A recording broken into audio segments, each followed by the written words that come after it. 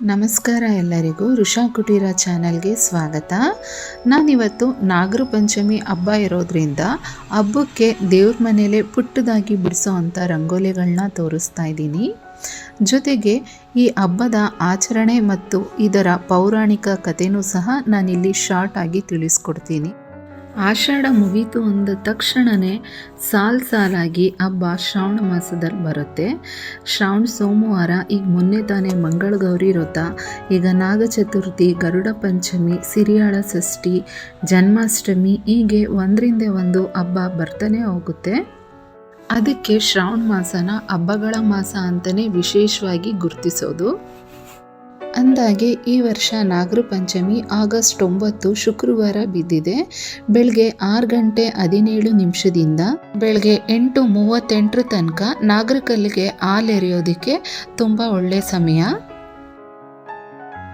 ನಾಗರ ಪಂಚಮಿ ಹಬ್ಬಾಕ ಅಣ್ಣ ಬರುತ್ತಾನ ತವರಿಗೆ ಕರಿಯಾಕ, ಕರಿಸೀರೆ ಉಡಿಸಾಕ. ಇದೊಂದು ಜಾನಪದ ಗೀತೆ, ನೀವೆಲ್ಲರೂ ಕೇಳಿರ್ತೀರ ಅನ್ಕೋತೀನಿ. ಪೌರಾಣಿಕ ಕಥೆಯಲ್ಲಿ ಉಲ್ಲೇಖವಾಗಿರುವಂತೆ ಈ ಹಾಡಿನ ಅರ್ಥ ಏನಂದರೆ, ಹಿಂದೆ ದೇವಶರ್ಮ ಅಂತ ಒಬ್ಬ ಬ್ರಾಹ್ಮಣನಿರ್ತಾನೆ. ಆತನಿಗೆ 9 ಜನ ಮಕ್ಕಳು, 9ರಲ್ಲಿ 8 ಜನ ಗಂಡ್ಮಕ್ಳು, ಒಬ್ಳು ಹೆಣ್ಮಗಳಿರ್ತಾಳೆ. ಆಕೆಯ ಹೆಸರು ಸತ್ಯೇಶ್ವರಿ ದೇವಿ ಅಂತ. ಈಗಿರ್ಬೇಕಾದ್ರೆ ಒಮ್ಮೆ ಗರುಡ ಒಂದು ಸರ್ಪನ ಅಟ್ಟಾಡಿಸ್ಕೊಂಡು ಅದನ್ನು ಕೊಲ್ಲಬೇಕು ಅಂತ ಅದ್ರ ಮೇಲೆ ತೀವ್ರವಾಗಿ ಹಲ್ಲೆ ಮಾಡುತ್ತೆ. ಇದರಿಂದ ಭಯಗೊಂಡಂಥ ಸರ್ಪ ಈ ಗರುಡನಿಂದ ತಪ್ಪಿಸ್ಕೊಳ್ಳಲು ಆ ಬಡ ಬ್ರಾಹ್ಮಣನ ಮಗಳಿರ್ತಾಳಲ್ಲ ಅವಳ ಹತ್ರ ಆಶ್ರಯಕ್ಕಾಗಿ ಕೇಳಿಬರುತ್ತೆ. ಹೀಗೆ ಆಶ್ರಯ ಕೇಳಿ ಬಂದಂಥ ಆವನ್ನ ಆ ಬ್ರಾಹ್ಮಣನ ಮಗಳು ಭಕ್ತಿಯಿಂದ ಉಪಚರಿಸಿ ಅದಕ್ಕೆ ಹಾಲು ಮತ್ತು ಫಲನ ಕೊಟ್ಟು ಅದನ್ನು ಚೆನ್ನಾಗಿ ನೋಡ್ಕೋತಾಳೆ. ಇವಳ ಉಪಚಾರದಿಂದಂಥ ಸಂತೃಪ್ತಿಯಾದಂಥ ಆ ಹಾವು ಇವಳಿಗೂ ಸಹ ಪ್ರತಿಯಾಗಿ ನಾನೇನಾದರೂ ನೀಡಬೇಕು ಅಂತ ಅಂದ್ಕೊಳ್ಳುತ್ತೆ. ಆದ್ದರಿಂದ ಇವಳ ಭಕ್ತಿಗೆ ಮೆಚ್ಚಿ ಪ್ರತಿದಿನ 1 ತೊಲ ಚಿನ್ನವನ್ನು ಇವಳಿಗೆ ಉಡುಗೊರೆಯಾಗಿ ನೀಡುತ್ತಾ ಹೋಗುತ್ತೆ.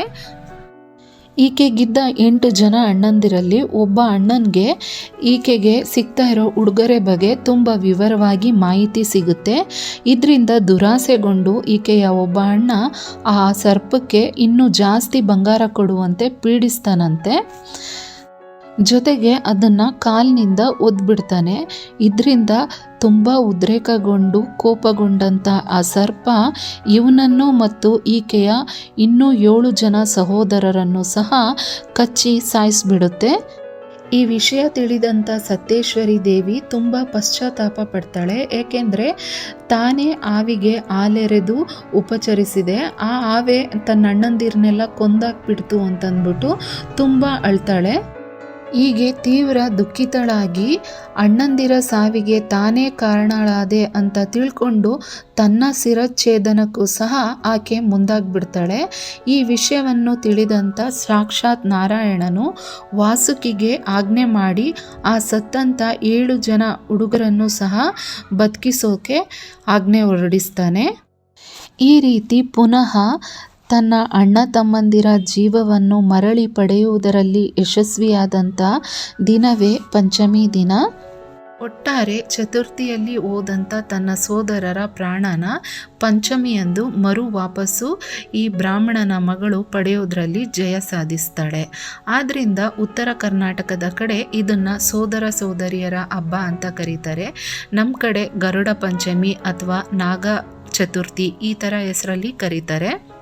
ಸೊ ಈ ದಿನ ನಾವು ಹೆಣ್ಮಕ್ಳು ನಾಗರ ಕಲ್ಲಿಗೆ ಹಾಲೆರೆದು ನಾಗದೇವತೆನ ಭಕ್ತಿಯಿಂದ ಆರಾಧಿಸಿದ್ರೆ ನಮ್ಮ ಜೊತೆ ಹುಟ್ಟಂಥ ಅಥವಾ ನಾವು ಅಣ್ಣ ತಮ್ಮ ಅಂತ ಭಾವಿಸ್ಕೊಂಡಿರೋ ಅಂಥ ನಮ್ಮ ಸೋದರರಿಗೆ ಜೀವನದಲ್ಲಿ ಅಭಿವೃದ್ಧಿ ಕಾಣುತ್ತೆ ಮತ್ತು ಅವರ ಜೀವ ಮತ್ತು ಜೀವನಕ್ಕೆ ರಕ್ಷಣೆ ದೊರೆಯುತ್ತದೆ ಅಂತ ಪ್ರತೀತಿ ಇದೆ. ಈ ಪುರಾಣದ ನೀತಿ ಕಥೆ ಏನು ಅಂತ ಹೇಳಿದ್ರೆ, ತನ್ನಲ್ಲಿ ಆಶ್ರಯ ಬೇಡಿ ಬಂದಂಥ ನಾಗರ ಹಾವನ್ನು ಸಹ ಆ ಹೆಣ್ಣು ಮಗಳು ತನ್ನ ಸೋದರರಂತೆ ಭಾವಿಸಿ ಅದನ್ನು ಉಪಚರಿಸ್ತಾಳೆ.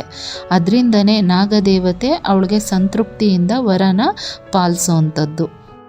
ಅದೇ ರೀತಿ ಈ ದಿನ ಮತ್ತೊಂದು ವಿಶೇಷತೆಯಿಂದ ಕೂಡಿದೆ. ಅದೇನಪ್ಪ ಅಂದರೆ, ಹಿಂದೆ ಜನಮೇಜಯ ಅಂತ ಒಬ್ಬ ಮಹಾರಾಜನಿರ್ತಾನೆ. ಈತನ ಮಗನ ಹೆಸರು ಪರೀಕ್ಷಿತ್ ಅಂತ. ಪರೀಕ್ಷಿತನ ತಂದೆ ಒಮ್ಮೆ ಮರಣವನ್ನಪ್ತಾರೆ. ತನ್ನ ತಂದೆಯ ಅಕಾಲಿಕ ಮರಣಕ್ಕೆ ಒಂದು ಸರ್ಪ ಕಾರಣ ಅಂತ ಈ ಪರೀಕ್ಷಿತ್ ಮಹಾರಾಜನಿಗೆ ತಿಳಿದು ಬರುತ್ತೆ. ಇದರಿಂದ ಕುಪಿತಗೊಂಡಂಥ ಪರೀಕ್ಷಿತ್ ಮಹಾರಾಜ ಭೂಲೋಕದಲ್ಲಿ ಇರುವಂತಹ ಎಲ್ಲ ಸರ್ಪಗಳನ್ನು ಸಾಯಿಸಬೇಕು, ಆ ಸರ್ಪ ಸಂಕುಲವನ್ನೇ ನಾಶ ಮಾಡಬೇಕು ಅಂತ ಒಂದು ಸರ್ಪಯಜ್ಞವನ್ನು ಹಮ್ಮಿಕೊಳ್ತಾನೆ. ಪರೀಕ್ಷಿತನ ಆಜ್ಞೆಯಂತೆ ಋತ್ವಿಜರು ಬಂದು ಈ ಹೋಮನ ಆರಂಭ ಮಾಡ್ತಾರೆ. ಆಗ ಈ ಹೋಮಕುಂಡಕ್ಕೆ ಸುಮಾರು ಸರ್ಪಗಳು ಒಂದರ ಹಿಂದೆ ಮತ್ತೊಂದರಂತೆ ಬಂದು ಬಿದ್ದು ಬೂದಿಯಾಗ್ಬಿಡುತ್ತೆ. ಹೀಗೆ ಸತ್ತೋಗ್ತಿರೋಂಥ ಸರ್ಪಗಳನ್ನು ಕಂಡು ಉಳಿದಂಥ ಕೆಲವು ಸರ್ಪಗಳು ಸರ್ಪರಾಜ ಆದಂತಹ ವಾಸುಕಿ ಹತ್ರ ಓಡಿ ಹೋಗ್ತಾರೆ. ಆಗ ಅಲ್ಲಿದ್ದಂಥ ವಾಸುಕಿಯ ತಂಗಿ ಜರತ್ಕಾರು ಬಳಿ ನಮ್ಮನ್ನು ಆ ರಾಜನ ಹೋಮದಿಂದ ರಕ್ಷಿಸು ಅಂತ ಪರಿಪರಿಯಾಗಿ ಬೇಡಿಕೊಳ್ತಾರೆ. ಹೀಗೆ ಬೇಡಿಕೊಂಡಂಥ ಅವುಗಳನ್ನ ರಕ್ಷಿಸಲು ಜರತ್ಕಾರು ತನ್ನ ಮಗನಾದಂಥ ಆಸ್ತಿಕನಿಗೆ ಪರೀಕ್ಷಿತ್ ಮಹಾರಾಜ ನಡೆಸ್ತಿರೋವಂಥ ಸರ್ಪಯಜ್ಞ ನಿಲ್ಲಿಸಿ ಬರುವಂತೆ ಸೂಚನೆ ನೀಡ್ತಾಳೆ. ತಾಯಿಯ ಸೂಚನೆಯಂತೆ ಭೂಲೋಕದ ಜನಮೇಜಯ ರಾಜನ ಯಜ್ಞಶಾಲೆಗೆ ಬಂದಂಥ ಆಸ್ತಿಕ ಋಷಿಯು ತನ್ನಲ್ಲಿರುವಂಥ ಅತಿ ಬುದ್ಧಿ ಹಾಗೂ ತನ್ನ ಜ್ಞಾನದಿಂದ ಪರೀಕ್ಷಿತ್ ಮಹಾರಾಜನಿಗೆ ಪ್ರಾಣಿ ಹಿಂಸೆ ಮಹಾಪಾಪದ ಕಾರ್ಯವಾಗಿದೆ, ನೀನು ಮಾಡುತ್ತಿರುವ ಈ ಸರ್ಪಯಜ್ಞದ ನಿಮಿತ್ತ ಸುಮಾರು ಸರ್ಪಗಳು ತನ್ನ ಪ್ರಾಣವನ್ನು ಕಳೆದುಕೊಂಡಿದೆ. ನೀನು ಬಲಿ ಪಡೆದುಕೊಂಡಿರುವಂಥ ಈ ಸರ್ಪಗಳು ವಿಷ್ಣುವಿಗೆ ಹಾಸಿಗೆ, ಶಿವನ ಆಭರಣ, ಗಣಪತಿಗೆ ಹೊಟ್ಟೆಯ ಪಟ್ಟಿಯಾಗಿದೆ. ಹಾಗೂ ಸಮುದ್ರ ಮಂಥನದ ಕಾಲದಲ್ಲಿ ಮಂದಾರ ಪರ್ವರಥವೆಂಬ ಕಡಗೋಲಿಗೆ ಅಗ್ಗವಾಗಿ ದುರ್ಯೋಧನನ ಧ್ವಜದ ಚಿಹ್ನೆಯಾಗಿ ಈ ನಾಗ ಕಾಣಿಸಿಕೊಳ್ಳುತ್ತಾನೆ ಅಂತ ಪ್ರಾಣಿಗಳನ್ನು ಬಲಿ ಪಡೆದುಕೊಂಡು ನೀನು ಮಹಾಪಾಪ ಮಾಡಿರುವೆ ಎಂದು ಆಸ್ತಿಕ ಋಷಿಯು ಪರೀಕ್ಷಿತ್ ಮಹಾರಾಜನಿಗೆ ಮನವರಿಕೆ ಮಾಡಿಕೊಡ್ತಾನೆ. ಇದನ್ನು ಅರಿತಂತ ಪರೀಕ್ಷಿತ್ ಮಹಾರಾಜ ಅಂದು ಸರ್ಪಯಜ್ಞವನ್ನು ನಿಲ್ಲಿಸ್ತಾನೆ. ಅದೇ ದಿನ ಬಂದು ಈ ಶ್ರಾವಣ ಮಾಸದ ಶುಕ್ಲ ಪಕ್ಷದ ಪಂಚಮಿ ದಿನ ಆಗಿರುತ್ತೆ. ಅಂದಿನಿಂದ ಅನಂತ, ವಾಸುಕಿ, ಶೇಷವಾನ, ಪದ್ಮ, ಕಂಬಳ, ಕಾರ್ಕೋಟಕ, ಅಶ್ವಥ, ಧೃತರಾಷ್ಟ್ರ, ಶಂಖಪಾಲ, ಕಾಲಿಯ, ತಕ್ಷಕ, ಪಿಂಗಳ ಎಂಬ ಸರ್ಪಗಳಿಗೆ ಪೂಜೆ ಮಾಡೋದು ವಾಡಿಕೆ ಇದೆ.